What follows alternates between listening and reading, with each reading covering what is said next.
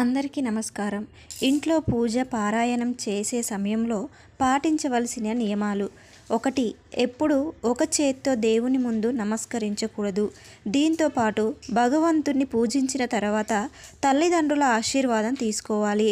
నిద్రిస్తున్న వ్యక్తుల పాదాలను తాకకూడదు. పూజ చేసే సమయంలో జపించే మంత్రం సరిగ్గా ఉచ్చరించాలి. అలాగే మంత్రాలను జపించేటప్పుడు కదలకూడదు.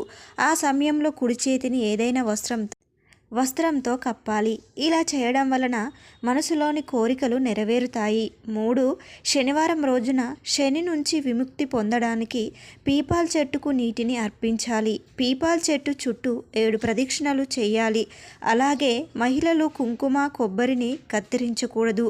అలాగే దేవుడికి సమర్పించే నైవేద్యాలను దాటకూడదు. 4.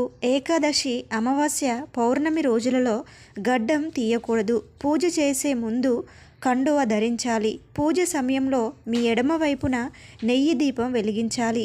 దేవతలను కుడివైపున ఉంచాలి. అలాగే బియ్యం పైన దీపం వెలిగించడం అత్యంత శ్రేయస్కరం.